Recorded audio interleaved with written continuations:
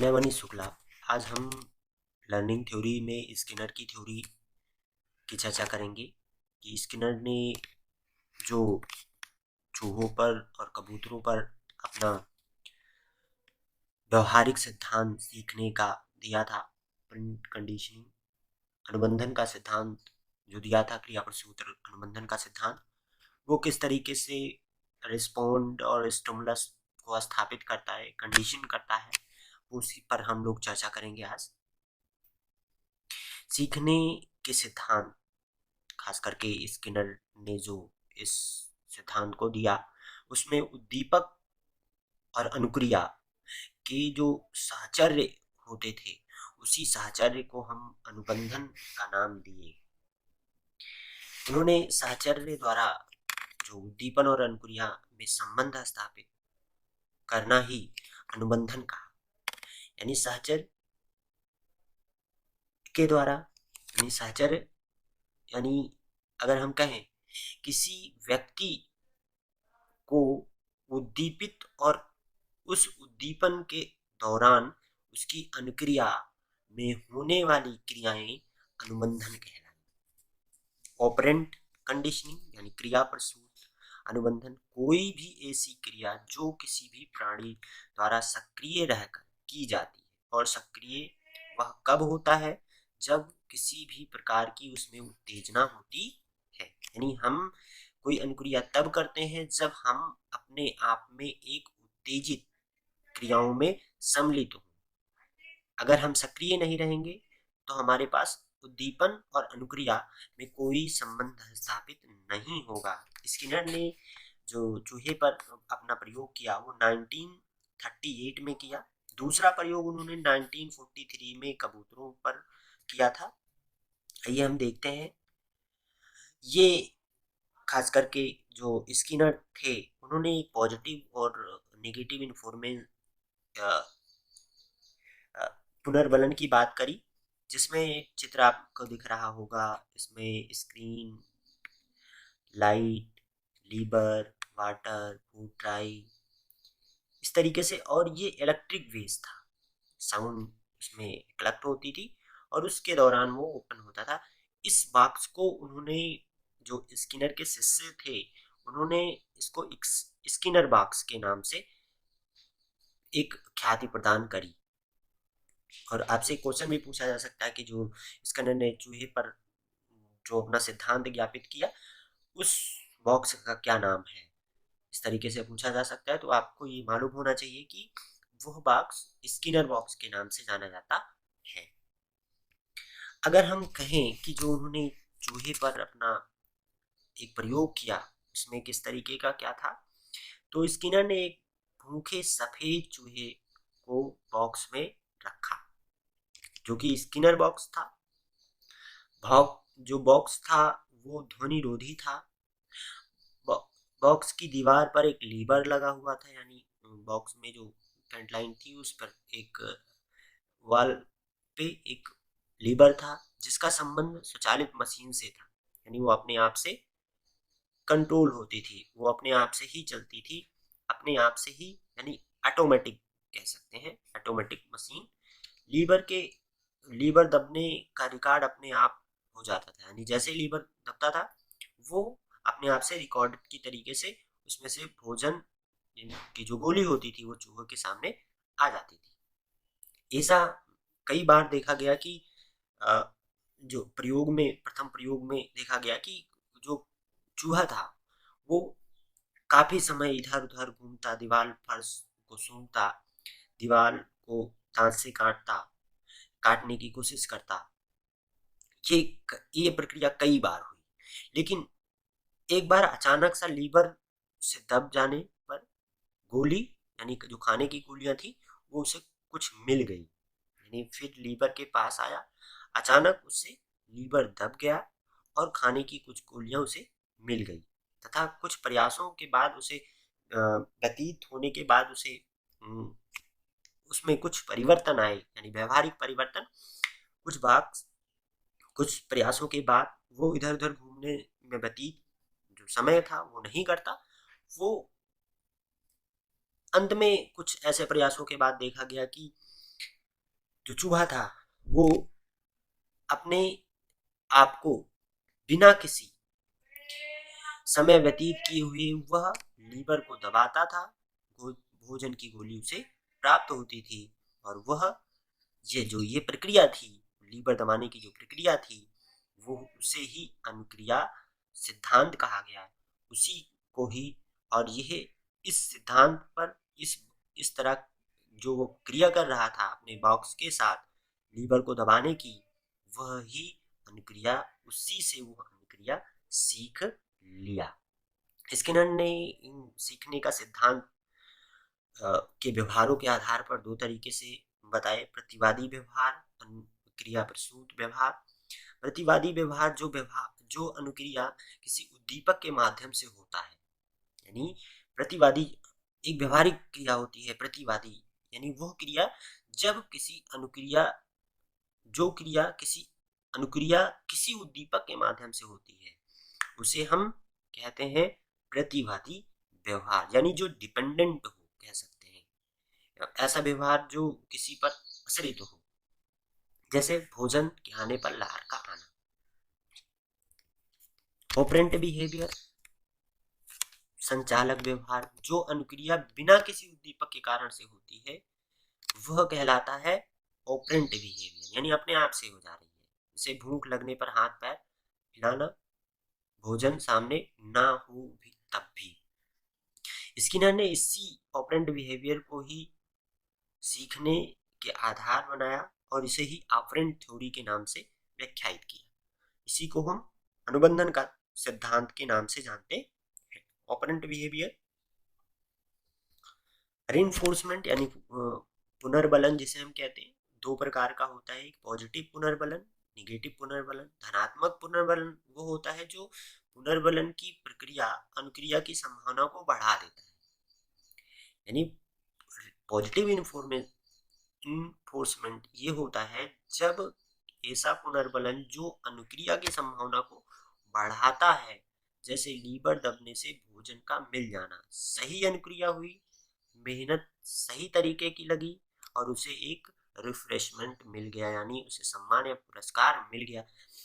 उसी तरीके से लीवर अगर का सही तरीके से ऊपर की तरफ उठना दबना, वो एक पॉजिटिव इन्फोर्समेंट था, यानी पुनर्बलन था, जिसकी वजह से एक जो संभावित क्रिया हुई वो सफलतापूर्वक परिणाम को अग्रसित करी। उसी तरीके से हम कह सकते हैं कि अगर एक कक्षा कक्ष में किसी भी छात्र को संभावित अनुक्रिया की बदलाव उसके अनुक्रिया व्यवहार में ले आना है, तो किसी भी टेस्ट के दौरान उस पे मेहनत करने तथा उसे रिइंफोर्समेंट ना करके उसको रिफ्रेशमेंट के तरीके को अपनाना चाहिए। एक शिक्षक को जिस तरीके से उस छात्र में मेहनत करने के प्रति, एक रिवार्ड के प्रति उसका ध्यान आकर्षित होगा और वह अपने सही दिशा में मेहनत करके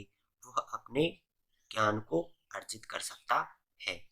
निगेटिव रिइंफोर्समेंट ऐसा पुनर्बलन जो अनुक्रिया की संभावना को कम कर देता है, यानी जब हम निगेटिव वे में होते हैं तो हम काम करने की क्रिया या संभावनाओं को कम कर देते हैं। जैसे लीवर नीचे दबने पर उसे हल्का सा झटका लगता था, उसे यानी क्या मिलता है, दंड मिल गया, यानी तीव्र आवाज, तीव्र रोशनी। इस तरीके से निगेटिव इन्फोर्समेंट में उसकी पुनर्बलन अनुक्रिया जब कम होती है, यानी किसी को अगर हम कक्षा कक्ष में अपने किस टेस्ट के दौरान एक अध्यापक किसी छात्र को बिना किसी गलती के पीट देता है तो उसमें या दंड दे देता है, सही काम करने पर भी उसे गुमराह करता है और उसे डांटता है, तब तो उसमें कार्य करने की जो क्षमता होगी वो धीरे धीरे कम हो जाएगी। अगर हम उसे दंड देंगे तो वो दोबारा किसी कार्य को करने के लिए प्रेषित या अग्रसित या आगे नहीं आएगा। स्किनर क्रिया पर, अगर हम कहें कि स्किनर जो थे वो क्रियाओं पर जोर देते थे, इसलिए इसे क्रिया का प्रसूत सिद्धांत भी कहा गया। थांडाई जो थे, हमने पिछले उसमें चर्चा करी थी, थांडाई ने यस आर थ्योरी को प्रतिपादित किया, जबकि इसी यस आर थ्योरी को बदलकर स्टिमुलस, यस आर मतलब S R, stimulus response, response stimulus, यानी अनुक्रिया के बाद ही उसका उद्दीपक सामने स्थिर होना चाहिए। उन्होंने कहा, स्किनर ने कहा, मैं बदल दिया, क्रिया करने के बाद उचित पुनर्बलन मिलना चाहिए, यानी जब वो क्रिया करे तभी हम उसे रीइंफोर्समेंट करें, इससे क्रिया करने की गति और तीव्रता आ जाती है। इसे इसके अनुसार उद्दीपक को पहले प्रस्तुत नहीं करना चाहिए, यानी स्टिमुलस को सबसे पहले प्रस्तुत नहीं करना चाहिए, अधिगम क्रिया को अनुक्रिया करने देना चाहिए। जो अधिगम करता है यानी लर्नर है, उसे अनुक्रिया करने देना चाहिए, देन हम उसे उद्दीपक को प्रेषित करते हैं। यदि अनुक्रिया ठीक हुई तो हम उचित पुनर्बलन उसे देंगे या उसे मिलता है। अनुक्रिया अगर ठीक हुई तो उसे हम पुनर्बलन पॉजिटिव पुनर्बलन देंगे, अनुक्रिया ठीक नहीं हुई तो उसे नेगेटिव हम पुनर्बलन देंगे। स्किनर ने शिक्षा जगत में ही पुनर्बलन का सबसे पहले, अगर हम कहें कि स्किनर ने ही रिइंफोर्समेंट का सबसे पहले अपने ही इस सिद्धांत में प्रयोग किया और इस शिक्षा जगत में रिइंफोर्समेंट की सबसे पहले प्राथमिकता स्किनर ने ही रखी। अगर हम कहें कि रिइंफोर्समेंट कई कई जगह आपको कई तरीके से मिलेगा, हमने यहाँ 4 तरीके से रिइंफोर्समेंट की प्रक्रियाओं में प्रकार में लिया है। सतत पुनर्बलन, निश्चित अंतराल पुनर्बलन, निश्चित अनुपात पुनर्बलन, परिवर्तनशील पुनर्बलन, यानी कंटिन्यूअस पुनर्बलन मतलब सतत लगातार पुनर्बलन होता रहना चाहिए। एक कक्षा कक्ष में एक छात्रों के सामने व्यवहार परिवर्तन में कंटिन्यूअस किसी भी व्यक्ति के साथ रिइंफोर्समेंट जो पुनर्बलन की प्रक्रिया है वह पॉजिटिव वे में कंटिन्यूअस चलनी चाहिए, जिससे उसके शैक्षिक गुणवत्ता में सुधार आ सके। निश्चित अंतराल पे पुनर्बलन, और कुछ ऐसे पुनर्बलन होते हैं जो कुछ कुछ समय पर दिए जाते हैं। जब एक बच्चा, एक छात्र अपनी कक्षा कक्ष में किसी भी समय निर्धारित क्रियाओं में वह कम वे में वो अनुपात क्रियाएं करता है, तब हम उसे पॉजिटिव पुनर्बलन उस कुछ समय के अंतराल में हम देते रहते हैं। एक निश्चित अनुपात में यानी पुनर्बलन देने की क्रियाएं भी निश्चित होनी चाहिए। इतना पुनर्बलन न दे दो कि सुबह से शाम तक उसे डांट ही रहे हो, सुबह से शाम तक उसे रिइंफोर्स ही कर रहे हो किसी काम को करने के लिए। एक हल्के समय के लिए, थोड़े समय के लिए पुनर्बलन होना चाहिए और निश्चित अनुपात में होना चाहिए, ऊपर ना जाए। परिवर्तनशील पुनर्बलन यानी उसके फ्यूचर को बदलने वाला, परिणाम को बदलने वाला पुनर्बलन होना चाहिए। ऐसा पुनर्बलन, यानी हम पुनर्बलन को हम कह सकते हैं यहाँ पर मोटिवेशन, सब मोटिवेशन कि उसे निश्चित अंतराल पर मोटिवेट किया जाना चाहिए, निश्चित अनुपात में मोटिवेशन किया जाना चाहिए, उसके फ्यूचर के लिए मोटिवेशन करना चाहिए। यहाँ पुनर्बलन रिइंफोर्समेंट इसी तरीके का हम इसमें ले सकते हैं। स्किनर ने सीखने के विभिन्न सिद्धांतों के नाम दिए, जो खास करके ये आपके परीक्षाओं में, कॉम्पिटिटिव एग्जाम में, TET, CTET, UPTET, DSB, DSSB, REET सभी परीक्षाओं में पूछे जाते हैं। खास करके कॉम्पिटिटिव एग्जाम में भी पूछे जाते हैं, जैसे BEd, MEd, DEd, diploma in special education, या जहाँ भी साइकोलॉजी के पेपर होते हैं वहाँ ये पूछे जा सकते हैं। स्किनर के सिद्धांत कौन कौन से हैं, किन नामों से जाना जाता है? क्रिया प्रसूत के नाम से जाना ही जाता है, और भी कुछ ऐसे नाम हैं जिनके नाम से वो इंगित होता है। यहाँ पर हमने रखा है अनुक्रिया उद्दीपक का सिद्धांत पहला, यानी जब अनुक्रिया होगी तभी उद्दीपक उसे प्राप्त, पहले उसे अनुक्रिया करने देना चाहिए, देन उसे उद्दीपक प्राप्त कराना चाहिए, इसीलिए उसे अनुक्रिया उद्दीपक का सिद्धांत कहा गया। सक्रिय अनुबंधन का सिद्धांत, यानी जब हम सक्रिय रहेंगे तभी हमारा पुनर्बलन की प्रक्रिया सम्मिलित होगी और हम सक्रिय रूप में अनुबंधन के सिद्धांत में प्रतिभागिता कर सकते हैं, इसीलिए उसे कहा गया सक्रिय अनुबंधन का सिद्धांत। कार्यात्मक यानी फंक्शनल प्रतिबद्धता का सिद्धांत, यानी जब हम किसी कार्य की क्रिया को सही तरीके से करते हैं सही पुनर्बलन हमें मिलता है तो उस कार्य की क्षमता, एबिलिटीज बढ़ जाती है, कार्य करने की क्रिया में तीव्रता आती है। इसलिए उसे कहा गया कि कार्यात्मक प्रतिबद्धता का सिद्धांत। साधनात्मक अनुबंधन यानी जब हम किसी इंस्ट्रूमेंटल स्थिति में होते हैं, किसी ऐसे वस्तु निष्ठता की स्थिति में होते हैं और जब उसमें कोऑर्डिनेशन होता है, जैसे कि क्या कहते हैं, स्किनर ने कहा कि बॉक्स का उसके साथ चूहे के साथ संबंध, यानी किसी भी ना किसी टेक्निकल वे में उसके अनुबंधन क्रिया सम्मिलित हुई। कर्मिक अनुदेशन यानी सीक्वेंशियल निर्देशन कि इसके बाद ये दबना है, इसके बाद ये दबना है। वो क्रिया कई तरीके से की, ऐसा नहीं कि सबसे पहले वो भोजन ही प्राप्त कर लेता। पहले उसने अपने बॉक्स में विचरण किया, देन उससे कहीं हल्के से या अचानक से उसका लीवर दबा, उसे भोजन प्राप्त हुआ। तो वो क्रिया एक दो बार वो दोबारा ट्राई करने की कोशिश करा, और जब दोबारा उसके वो क्रिया दोहराई गई तो उसने उसको एक अनुदेशन के लिए रूप में लिया। उसी को हम एस आर थ्योरी के नाम से जानते हैं, रिस्पॉन्ड स्टिमुलस थ्योरी या रीइंफोर्समेंट स्टिमुलस थ्योरी। शाब्दिक अनुबंधन यानी उसमें कुछ ना कुछ एक मोटिव आया, एक वर्बल सीक्वेंसल आया, जिसके अनुसार हम उसे इस तरीके की थ्योरी अनुबंधित शाब्दिक अनुबंधन या वर्बल हम इसे कहें।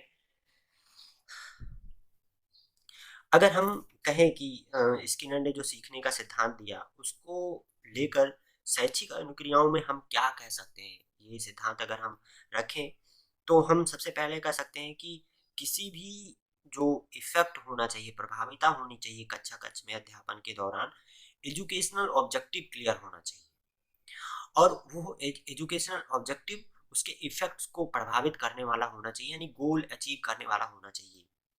अगर हम दूसरी में कहें कि क्रिएटिविटी, सृजनात्मकता का होना अति आवश्यक है, जिससे हम एक चूहा विभिन्न क्रिएटिव करके कार्य करके वो सीखता गया, उसी तरीके से एक छात्र को भी होना चाहिए कि वो विभिन्न प्रकार की क्रिएटिविटी उसमें आनी चाहिए।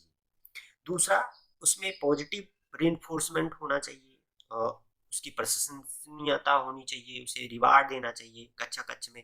अभिव्यक्ति वास्तव में उसको रिवार्ड जब हम देते हैं किसी क्लासरूम में किसी बच्चे को, तो काम करने की जो क्रियोसिटी होती है वो पूरे क्लासरूम की भी बढ़ती है। उसी तरीके से जो पाठ पढ़ने या सीखने की क्रियाएं होंगी वो 110% पॉजिटिव रिइंफोर्समेंट पर अग्रसित होंगी, और जो शिक्षक होगा अपने भाषण लेक्चर मेथड के द्वारा उसे सिखा पाने में समर्थ होगा। और जब हम पॉजिटिव रिइंफोर्समेंट नहीं देते हैं तो लर्निंग क्या होती है, प्रभावित होती है।